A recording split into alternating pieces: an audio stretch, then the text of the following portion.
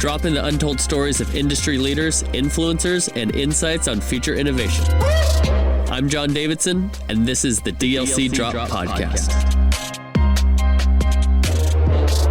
All right, Matt Edelman, thank you so much for joining me today on the DLC Drop Podcast. It's a pleasure to have you. Thank you for having me. I'm excited to be here. Yeah, so the two of us, I think we've known each other now for about 4 years, I would say. Our good friend Donnie Newfus, who worked at Production Resource Group at the time, he was leading me around like a stray dog in Los Angeles around the Esports Rising conference, I want to say 4.5 years ago. And he said, John, let's go to Super League. You meet Ann, you meet Matt, some other members of the team, and we've been pretty well connected since then, but that was our first time coming across each other. Yeah, I think that's right. You know, that was right at the time when I had joined Super League. I've been there about 4.5 years. And so while I had been in gaming and esports to an extent earlier in my career, including just before Super League, it was really at the time when I was being indoctrinated into the space as it then existed. It's changed a lot even in the last 4 years, but good time for us to have met. Absolutely. And I love having seen how Super League has really pivoted and evolved throughout the years. But before we get into that piece, why don't you take us through how did you get to where you are today as Chief Commercial Officer of Super League? Where did this journey start for you? You know, how I got to Super League is really connected to a long sort of interesting and very unpredictable career leading up to that point. I took a lot of turns and spent time at big companies and small companies. But the through line for me has always been really about building businesses and building businesses based on creative ideas and creative content being a broadly defined term. So Early in my career, it was film and television, and it became mobile games, applications. At times it's been live events. And so content really including experiences. So my career's really, spanned most forms of content if you allow for the broad definition. And when you started this, I know one of your early roles was with Marvel Studios. I was looking through your LinkedIn profile and I was like, whoa, that's super cool. There's kind of a loose tie to gaming there, as far as there's some games in Marvel, maybe you have some overlap with the audiences. But as far as where you are in gaming and esports today, is that something that you had as a goal of yours early on, or did you just kind of find yourself in this industry? A little bit more the latter. I've tended to gravitate to opportunities to work with people I respected in businesses that excited me, that also presented an opportunity where I believed I could have an impact, both based on my interests and on my capabilities. I was not a gamer growing up any more than I was a comic book reader in the most passionate definitions of those terms, but I played video games, I read comic books, I played with my action figures. I was a big Star Wars guy, always loved Marvel characters more than DC characters, but I didn't have some grand aspiration to work for Marvel. I got lucky. I met a gentleman who was about to take over Marvel Studios in the 90s. He was a legend in the toy business, a designer of some of the most successful toys that had ever been sold at retail, worked for every major toy company. Wow. An Israeli guy who had come over in the 1970s from Israel and was a teacher at Hofstra University, became a self-made millionaire, multi-millionaire, and was brought in by Marvel to be exclusive to Marvel in the toy business, but in exchange asked to oversee the entertainment business based on his understanding that the film and television productions brought to market would help sell toys. Absolutely. And so I really got my training from a person who thought holistically in a 360-degree manner around how intellectual property-based businesses could grow in parallel across multiple channels. And that was before there was even much of a digital channel. So that's how it all started. And it did include gaming. It did include gaming way back then. That's really interesting. When was that? Around what years was that? In the 90s. I started at Marvel in 1993 when the company really did not have an entertainment business at all. I was there for about 6.5 years. We set up about 25 movies, about 10 animated series. We produced a lot of animated series during that time. We got a couple of movies released before I had moved on to do other things. I helped launch Marvel.com. I executive produced, this is actually kind of funny, I executive produced the first ever electronic comic book. Really? It was like real Luddite stuff. We put an electronic comic book on a CD-ROM, put it in a package that was designed to be on the shelf at retail at Toys R Us and Walmart. And because of the toy business, we were able to get it placed at retail. And so the first electronic comic book ever sold at retail was mine. Wow. That's something to put on the mantle there. And what year was that? Was that in the mid 90s as well, or later? Yes, that was probably 97, and 96, 97. What was the adoption of that? How did the audience respond to that? Was it a little too early, or did people say, "Wow, this is really what we want to have"? It was early. People who bought it seemed to love it. We didn't end up manufacturing millions of copies, but we sold hundreds of thousands of them over a period of time. I think we did 3 or 4 different SKUs, different characters: Spider-Man, X-Men, Fantastic Four. But it was the beginning of really understanding how you could take some of the most rich intellectual property in the world and turn it into a digital experience. And that, of course, led to Marvel investing to launch Marvel.com. I was on the team that launched Marvel.com. We had been doing partnerships in the gaming industry with Activision and others that I had a chance to participate in. So that was sort of when I was also exposed to the games industry for the first time professionally. And I just was more interested, frankly, in what was happening in digital and gaming than I was in film and television. And the opportunity at Marvel for me was in film and television. And so I made a choice to move on. Interesting. I'm so interested in this gentleman who had this really holistic view of everything. I had an experience. I used to work in an agency. I was a producer at the marketing arm in Dallas, and I don't even remember what project it was specifically or what experience, but there was something that just made me think through the next step, and then the next step, and then the next step of an activation or a production. And it completely changed my way of thinking.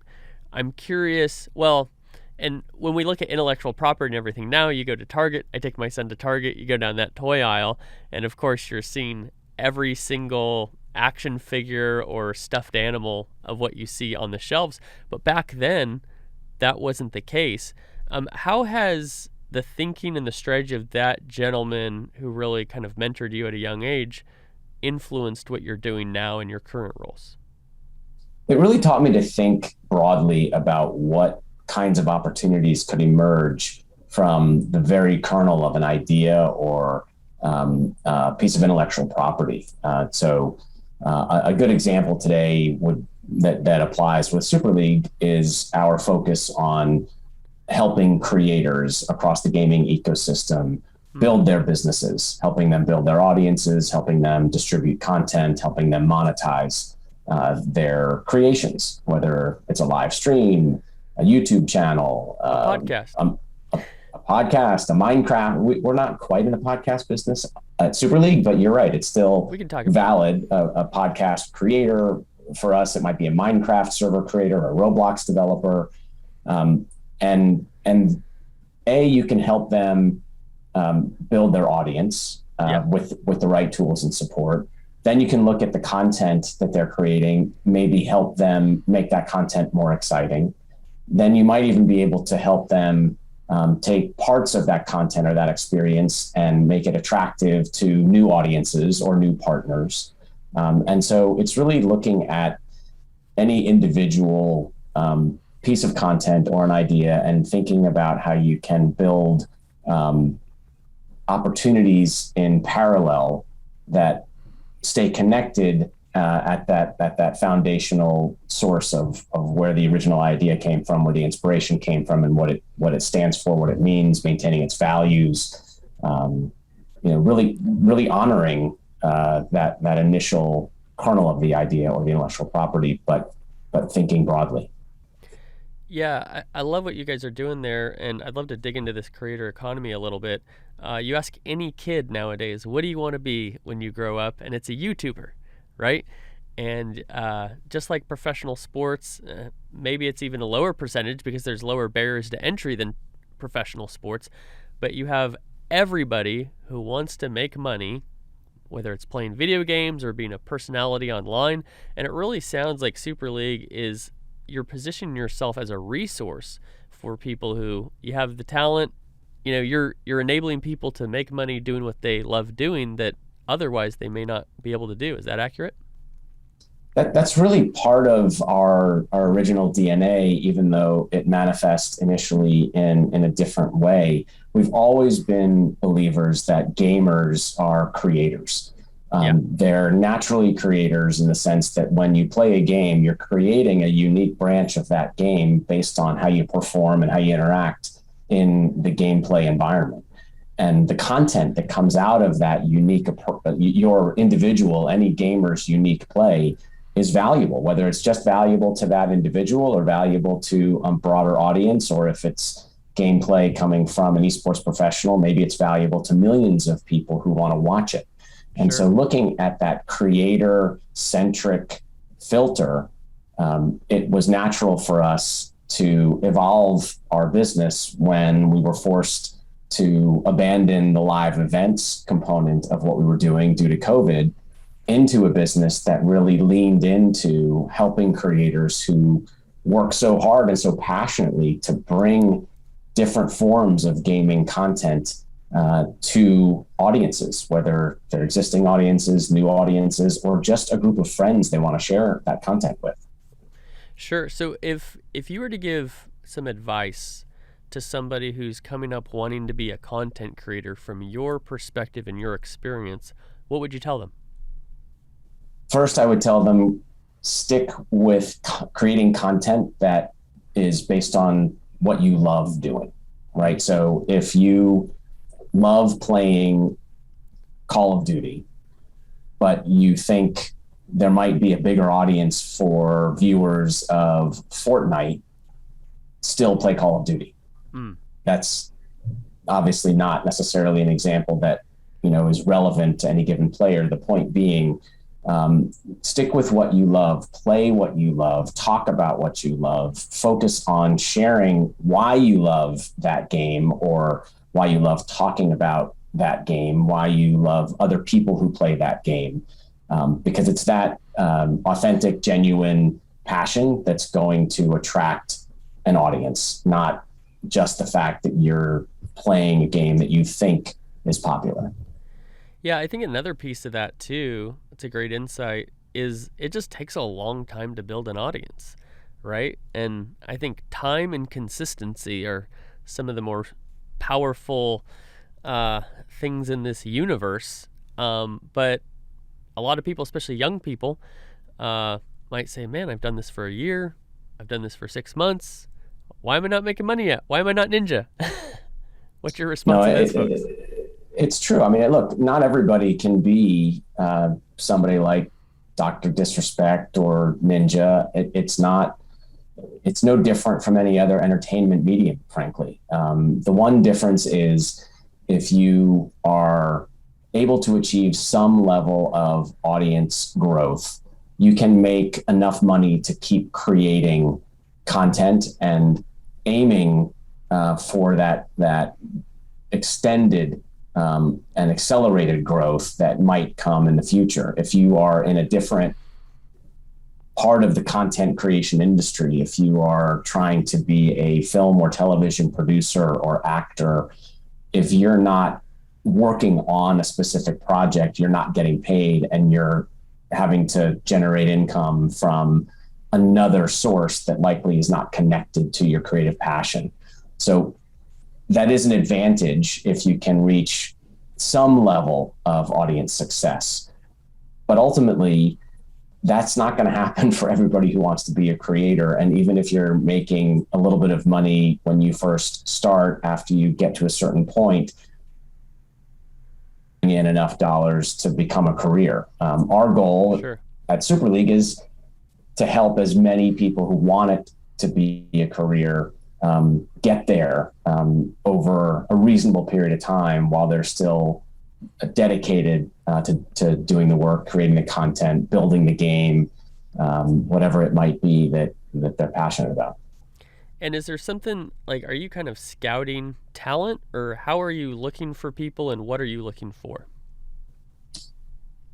When it comes to the tools and the platforms we have, we're not curating who we want to be on those platforms. We want these tools and solutions to be accessible to as many creators and aspiring creators as possible. So, if you have built a Roblox game and you believe there's an opportunity to make money by offering advertising in your game, we want you to use our Bloxbiz ad platform, whether your game is popular or not yet popular.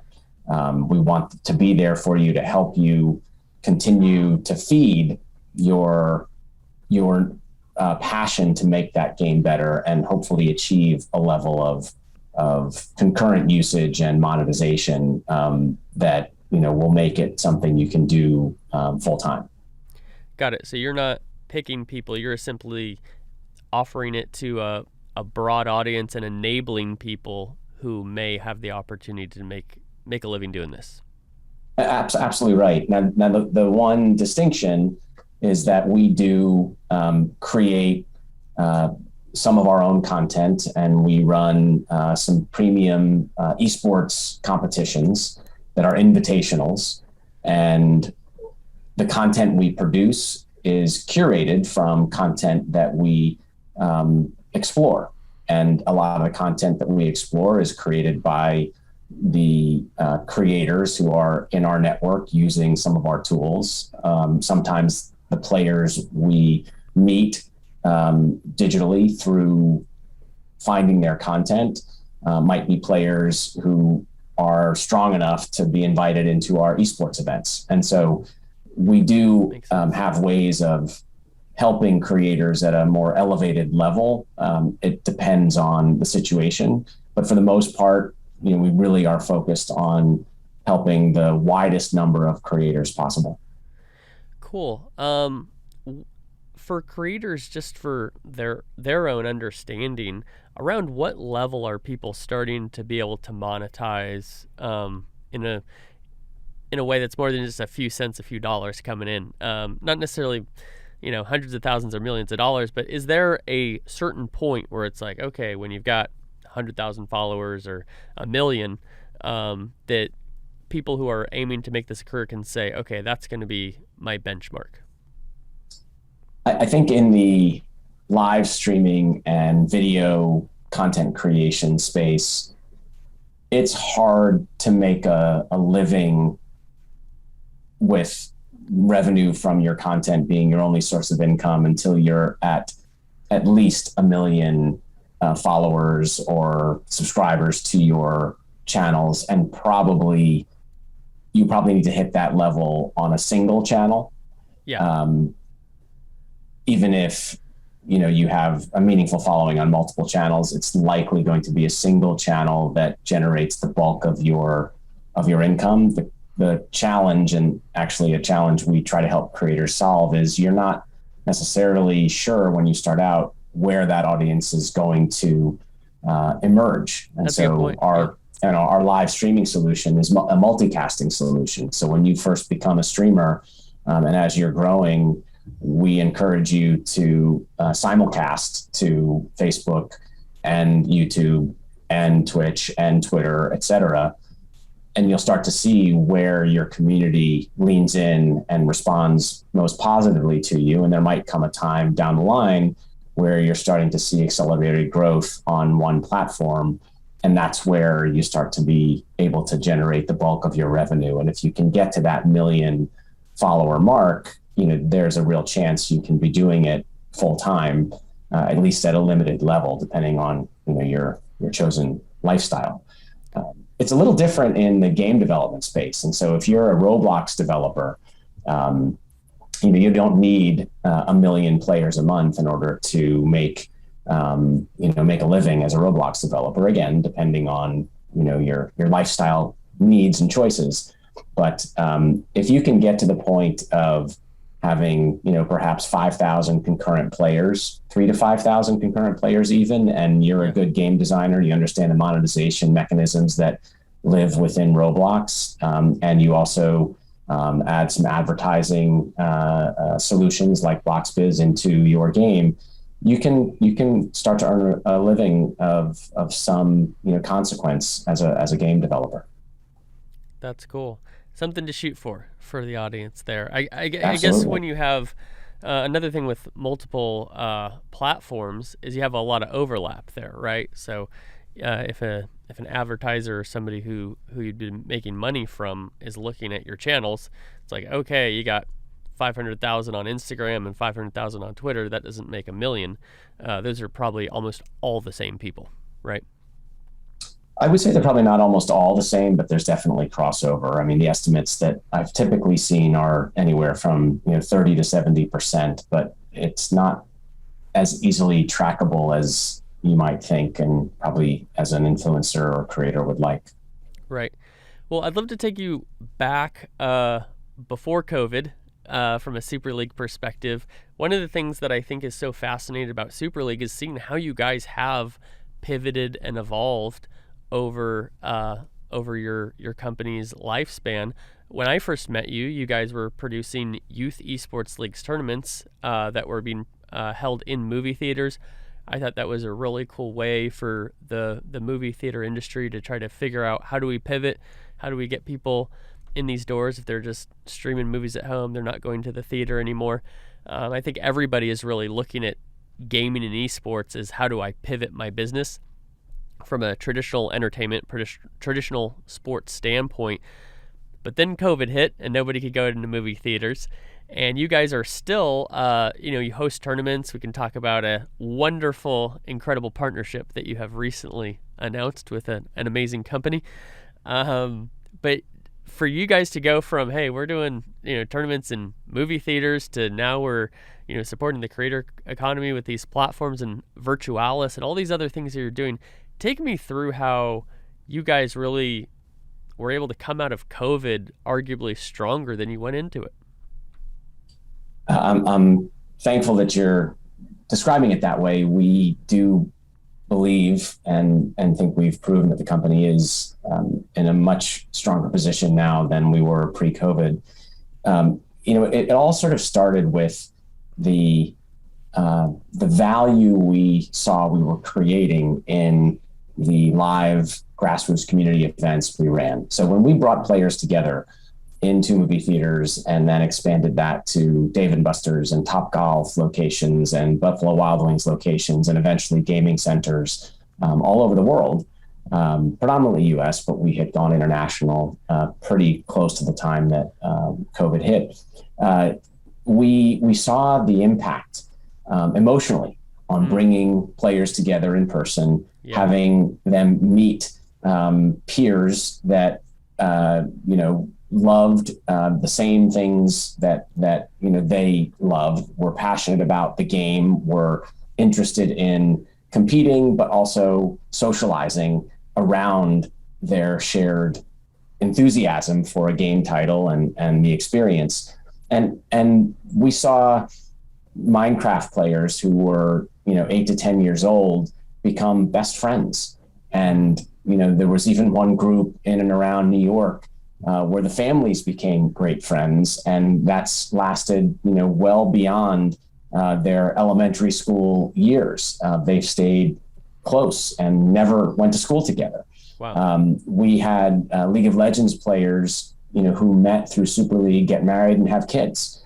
And part of what we tried to do when we saw all of this developing was to capture the content around that emotional sort of depth and value. So we would interview players, we would talk about their experience, we'd talk about what gaming meant to them, we talked about how important it was for them to meet peers, and then deliver that content digitally through social channels and through YouTube, and on our Twitch streams, we would insert player profiles. The response we got to that content was fantastic. And not only was it exciting for regular players seeing that there were people who felt just like them, who were being celebrated and showcased, but we had influencers who loved the emotional resonance of those clips. And we had companies who loved the power of those stories.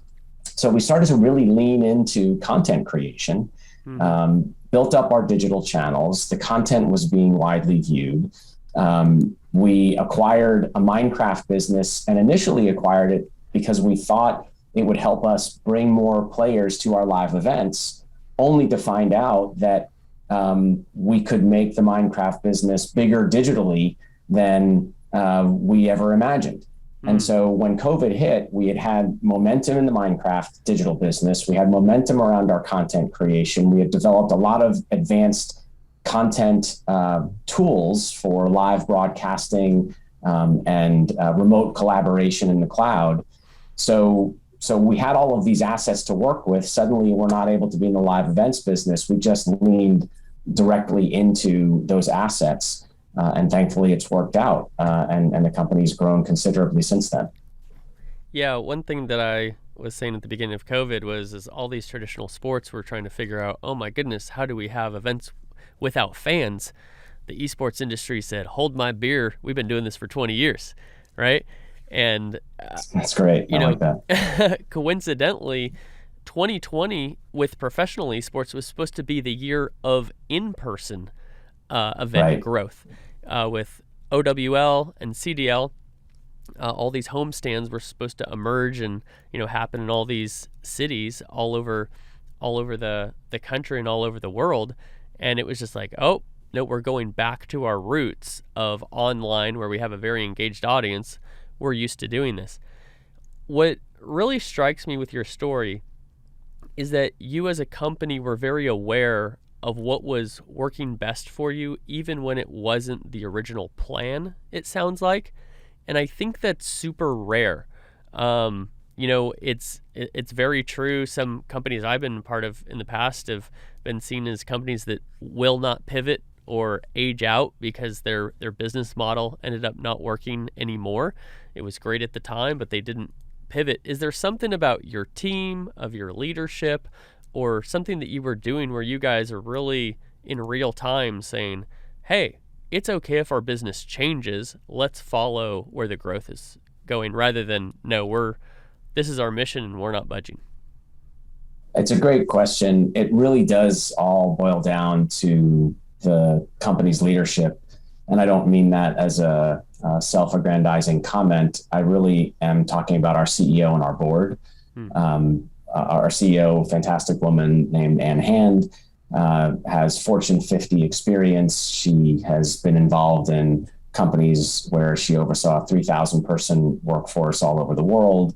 Wow. And seen her share of business evolution as a result of some of her past roles.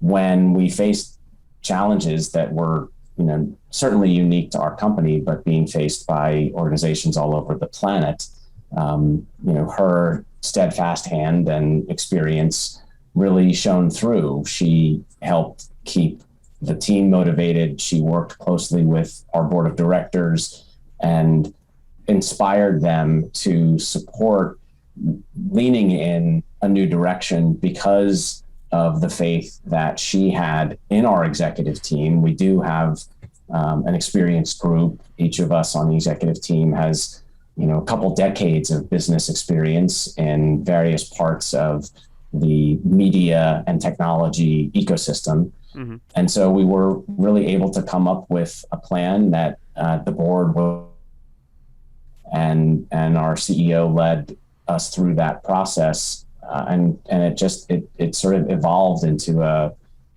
very exciting time for us, where because of the experience, because of the planning, because of the openness of the board, and we were able to make these adjustments and lean into the growth.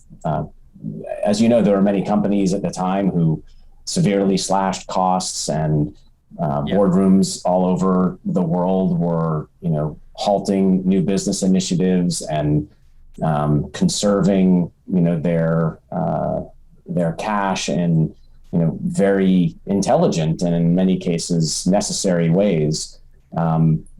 We were lucky. We were able to take we didn't have to hire new people.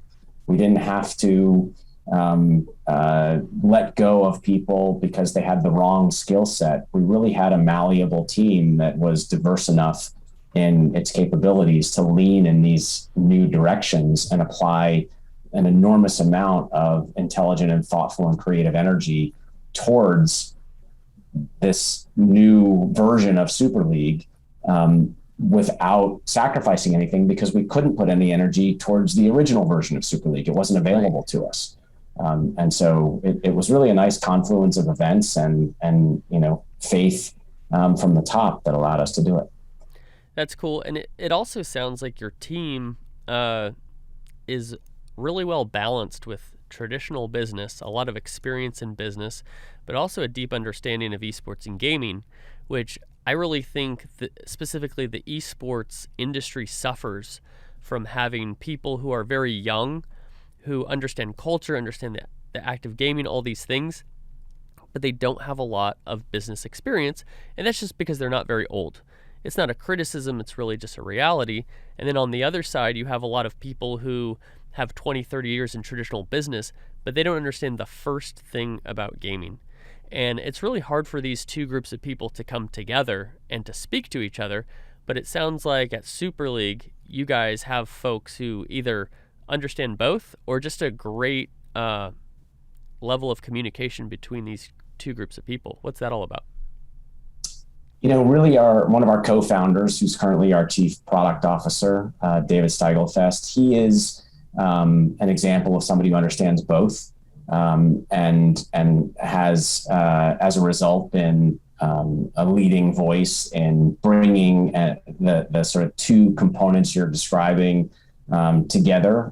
Early on, he was definitely an enormous asset for me in helping me understand certain parts of the gaming and esports ecosystem that I was not as familiar with. I did have a background in many aspects of gaming, but not esports as much. Sure.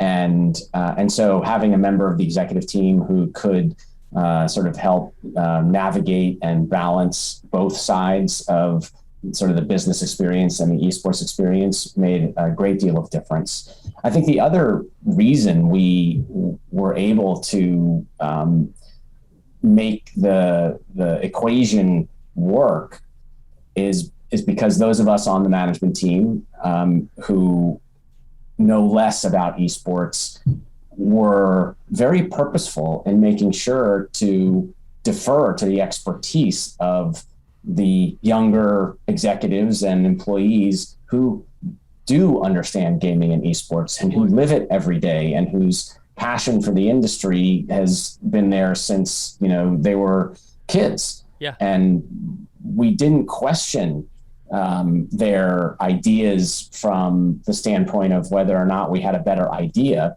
We might challenge the business viability of an idea or try to enhance the way they were considering how their ideas could bring value to the company from an enterprise perspective. But, we didn't try to be smarter because we're more experienced. We didn't try to impose instincts that were not natural. We allowed their natural instincts to guide us. So it was really about a management philosophy and, not only listening, but making sure that the team members felt they were being heard and didn't feel as if a bunch of, older, non-passionate gaming executives were dictating the future of a gaming and esports business. It was a real partnership between the passionate industry cultural experts and the business thinkers and experienced executives.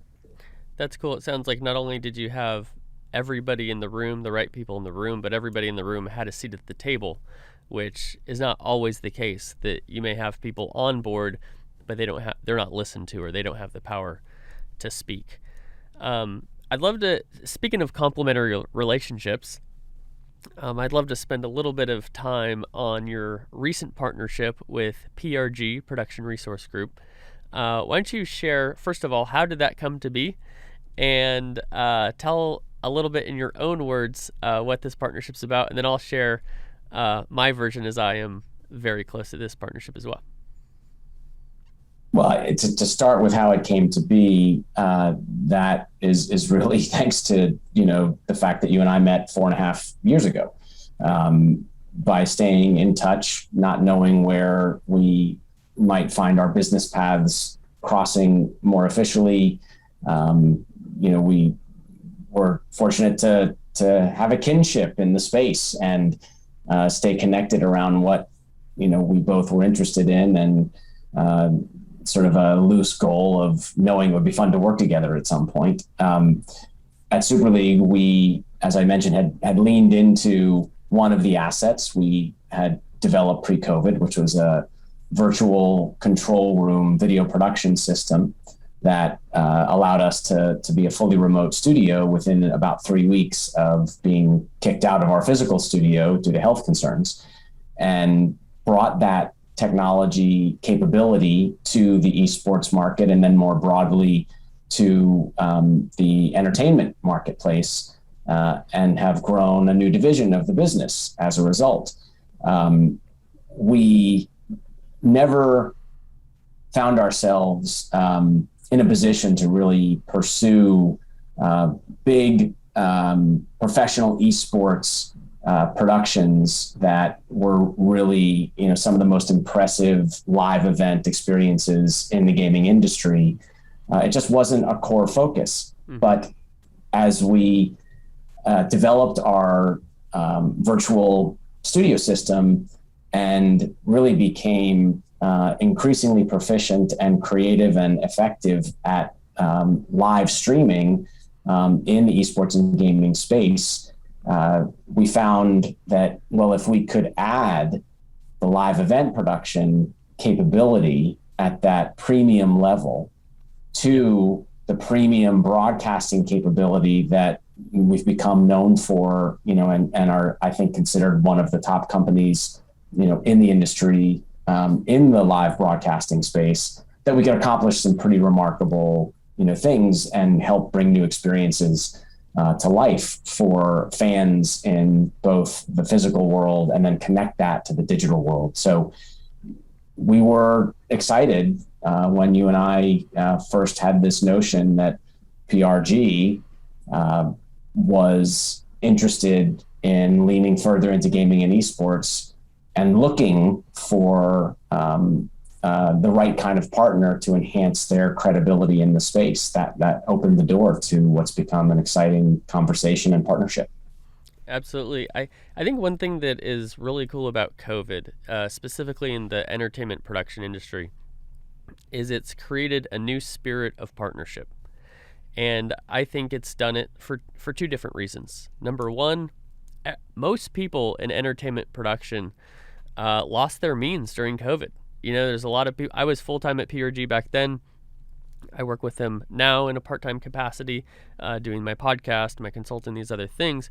But, I was very fortunate that I could stay at home in my home office and find ways to make money from my laptop with a wireless signal, right?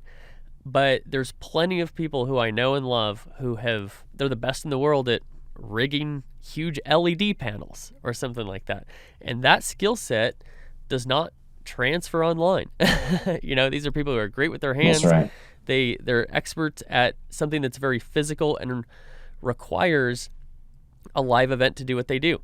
And so coming back, I think part of it is rather than people just trying to get the whole pie for themselves, people are saying, wow, we all lost our means. Let's all help each other together. The other thing, which is it's a perfect example of what you've been discussing throughout this episode, is different companies have pivoted in different ways. And so companies that in the past, in fact, I was, when I say at Esports Business Summit, I was joking with you because when I saw you there, 2.5 years ago, when I first joined PRG, I was like, Matt, this is what I'm doing now. Maybe we can do this together. And you said, John, I think we're competitors. I was like, True. Okay. True. And because we have pivoted, because the market has kind of dictated that for our companies, PRG has really leaned into innovation. You guys have obviously leaned into this platform stuff and the virtual production management. It's now created a perfect marriage where before you had two people just going for the same thing. And when I came back from COVID, when PRG said, John, you want to come back? I said, well, before that, the strategy for PRG was let's go straight to teams and leagues. And we had a lot of opportunities to bid, but we weren't winning a lot of those because PRG didn't have that specific credibility with those nuances of the esports production that are very specific, and also the relationships. But coming back, it was like, you know what, let's find a core partner who, we go to these folks and we say, we love and appreciate what you do. We want to help you do it better with these unrivaled event technologies that come from producing Beyonce and U2's global tours, producing the Super Bowl halftime show, the Emmys, Grammys, etc. And I'm excited to see what we're going to be able to do together to not only produce a bunch of tournaments, but to really revolutionize the esports fan experience with Super League and PRG coming together to serve the community. It's a fantastic partnership. And I'll tell you, to your point, what is so exciting about it, esports is a digitally native sport. Yeah. Bringing a digitally native sport into a live environment and making it exciting other than by watching the action on a Jumbotron is not easy. True. So how do you take advantage of the fact that while certainly tens of thousands of fans will go into an arena to watch a professional competition between two teams that they're passionate about, playing a game title they love and play and watch for probably 15-20 hours a week at minimum, they will show up. But how do you make sure that experience is memorable, that it is shared all over the world via social media, and that the experience itself can be connected to all of the fans who can't be there? Right. And just the physical to digital experiential opportunity through content, interactivity, live streaming, and a variety of really exciting in-person elevated experiences that PRG knows how to deliver with special cameras and unique lighting treatments and all kinds of things that we are going to bring to market and surprise people with. It will show that a live sports event, not just a live esports event, but a live sporting event can really be a global experience, both physically and digitally, and not just as a passive viewer. And I think that's really where innovation is going to be the most fun for us together.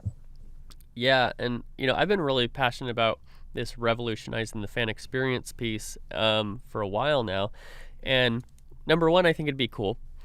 But secondly, I really think it's required for the live event esports industry to thrive.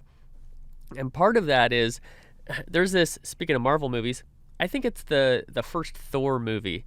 All these superheroes or these folks are talking to Thor and they're like, what the heck are you doing here? And why are these crazy bad guys here that we've never seen before? And he says something like, the presence of your superheroes has signaled to the universe that Earth is ready for a higher level of warfare. And in the same way, I think that's true with these homestands that are happening multiple times throughout the year. If you go back a few years when Call of Duty World League would come to your town once every 3 years, who's going? Everybody, right? It It's doesn't true, matter if you right? play COD. All that matters is that you're a gamer, and everybody who is like-minded like you within driving distance is coming here because you missed it 3 years ago and you don't know when it's going to come back again. Well, when entertainment becomes more common, it becomes less enticing, right? But also you enter into another level of competition with entertainment. People who work for traditional sports teams like the Dallas Mavericks know if you're selling tickets, you're not just going against the Texas Rangers, the Dallas Cowboys, or the Dallas Stars. You're going against the movie theater, the restaurant, staying home, and especially with a group of people that are very comfortable staying home, watching the stream and playing while they watch, and this whole experience. And so I'm really excited because teams struggle to monetize, and if we can do something that entices fans to attend and also makes it more valuable for sponsors to be a part of it, then I think not only are you just doing cool stuff, but you're really helping to support the industry in a way that really matters. Well, and it also, I think another part of that is inspiring fandom. Yeah.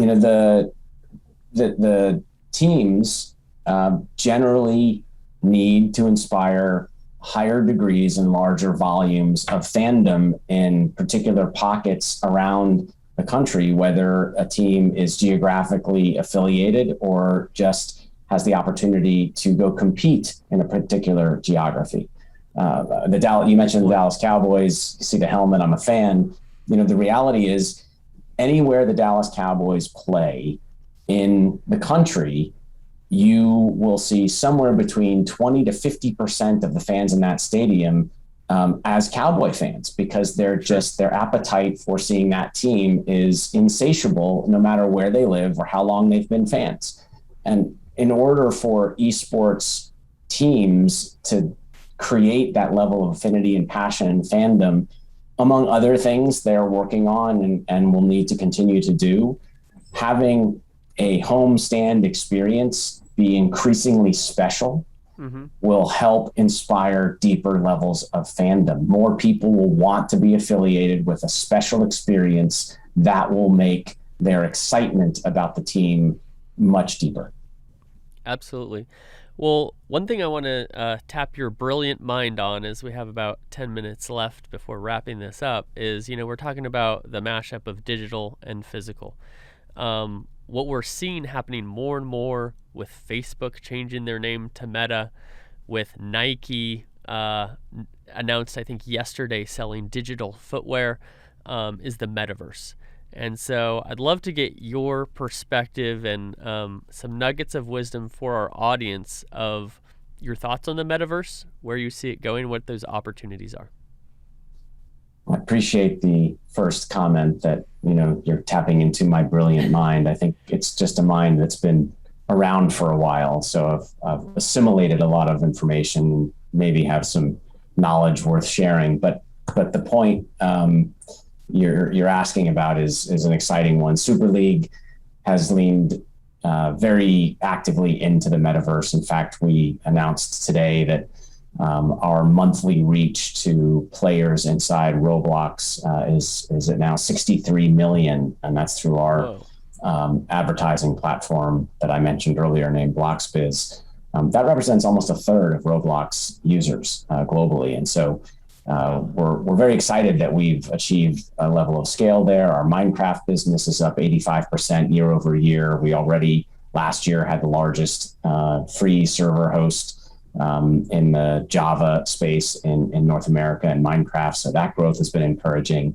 And I think it's reflective of the metaverse being one of the most comfortable places for people under the age of 18 to play games and be social and experience surprising gameplay environments. Yeah. Both of those platforms have an enormous amount of activity driven by user-generated content, user-created games, or user-designed servers in the Minecraft case. And what happened clearly during COVID, this is old news, but still important news, is that young people, particularly elementary, middle school, and high school students, socialize predominantly through online games. Yeah. Fortnite, a lot of people think of as possibly being a metaverse platform. It's close, and I suspect that Epic will lean in that direction more aggressively. There are already other metaverse platforms built on the Unreal Engine, like core games. But ultimately, it's the fastest growing part of the gaming industry. And, there's no question that it's going to grow a lot faster. Facebook's going to invest $10 billion over the next year into the metaverse. And we'll see what, Mark Zuckerberg's vision of that looks like. Clearly, it's the primary way that he hopes to recapture younger audiences because they've generally otherwise left his primary platforms. But the excitement with the metaverse is that players can be in these digital environments. The avatars they embrace are sort of extensions of themselves. They take on, a more confident and often joyful personality in these spaces. And it allows them to, compete and socialize and experience really people all over the world without having to leave, their home. And that's why COVID saw the acceleration of these platforms so dramatically. Right. And so I think going into the future, there will be more people playing in metaverse environments, broadly speaking, than frankly all of the big game titles we know and love combined, within the next 5 to 10 years. Yeah, it's really quite remarkable. I think a huge difference with older generations and younger generations is the value of digital, right? And in my mind, that's kind of what makes this all work. Older generations might look at the metaverse, they might look at NFTs, or they might look at some sort of digital good like a skin or what have you for a character and say, there's no real value here. You can create infinite amounts of these things. There's no exclusivity, but I don't know whether it's blockchain or something like that helps hold this value. Additionally to that is just the confidence that the consumer has in digital because that is the world that they've grown up in. Would you echo that, or would you put it a little bit differently? No, I think you're right. I think there's no difference for anybody under the age of 25 between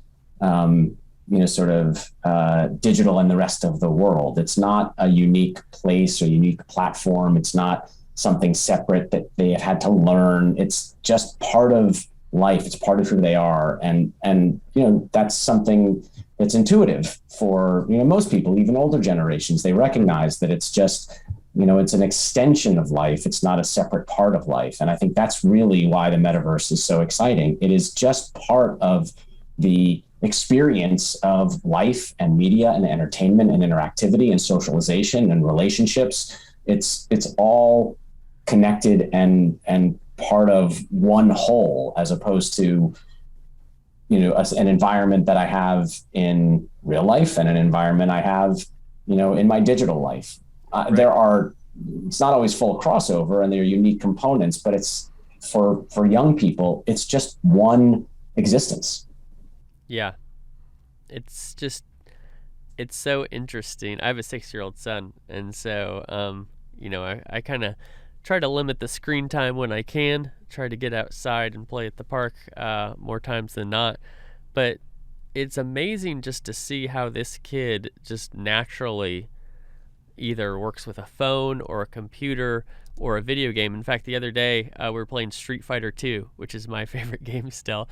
And I was like, I'm gonna beat this kid down in Street Fighter, try to remind him who the boss of the house is. And he's like, Dad, how are you throwing those fireballs? And I was like, oh, super complicated. You probably won't be able to get it. Sure enough, this kid's throwing fireballs right at me every single time. And I think just it's it's just he hasn't lived in a world, right, where there wasn't a smartphone or he wasn't completely surrounded by digital. And that's, the Street Fighter example is a little bit of a tangent there, but we are the result of our experiences, and everybody, like you said, 25 and younger, those experiences have greatly been digital. Well, I think it's really going to, I look, Facebook has enormous reams and volumes of data that shows what people are interested in. And of course, we're seeing that there's data they have that is not so flattering for the way they've run their business. But the reality is they're making this investment based on trends, and they understand what's happening in the world on a granular, data-driven level than perhaps any other company on the planet, or at the same level as Google and Amazon and perhaps Microsoft. But the signal that they've created with this announcement and this investment, it's a signal that we saw several years ago when we made the acquisition of our Minecraft business, and it's the reason we in our merger and acquisitions activity, looked for the right property that fit our business in the metaverse, and why we acquired BlocksBiz. And I'm not necessarily saying we are prescient. It's just that we've now been developing a capability and an expertise and a strategy connected to the metaverse now for a couple of years already. And it's going to be a big part of what we do going forward. We think we're starting to understand where Super League can provide unique value, both to players and specifically to creators, metaverse creators in Minecraft and Roblox and soon other places, and also how we can help brands and other third parties live inside the metaverse in a way that reflects what the future holds, which frankly is very simple. Brands and sports leagues and entertainment companies are going to have to treat the metaverse in the next decade the way they've treated social media in the past decade. If they want to reach young people and engage young people and stay relevant to the most influenceable, the most impressionable generations of consumers, they're not going to be able to ignore the metaverse. They're going to have to live there. And that's, that's a necessity. That's what, brands are telling us they're trying to figure out, what we're helping many of our partners figure out. And I think that's really where the metaverse is headed. And that is different from gaming, right? Yes. Brands have to live in gaming too, but it's a slightly different presence. It's showing up in gaming as a supporter as opposed to a participant. Right. And in the metaverse, brands have to be participants alongside the consumer audience, the same way that brands are communicating and engaging in conversations on social media alongside their consumers. Wow. Well, it's going to be super fun to follow that trend and also follow Super League as you guys are leading some of those trends. How are some of the ways that people can follow you, follow Super League, get in touch in ways that you would want them to? I am not a big social media publisher. I do have a Twitter account that has not been particularly active. I'm most active on LinkedIn. So looking up Matt Edelman from Super League on LinkedIn is probably the best way to connect and get in touch with me. And then superleague.com is reflective of much of what we do, but there's sort of a lot that we haven't been able to put into our digital presence based on how quickly we've evolved and a lot of the work that we've done over the past several months. And so I would say superleague.com is a starting point to know more and to get in touch and to see if there are opportunities to do things together. Find me on LinkedIn. Fantastic. We'll send people those ways. Well, thank you so much. This is one of the many conversations we've had, and I'm excited to be able to record this one, have you on the podcast. Thank you for joining me today. Thank you for having me, John. It was a pleasure. My pleasure. Thank you for listening to the DLC Drop Podcast. This podcast is part of the Esports Futuri Podcast Network and produced by Innovation Media Enterprises. Make sure you subscribe on your favorite podcast channel and leave us a review.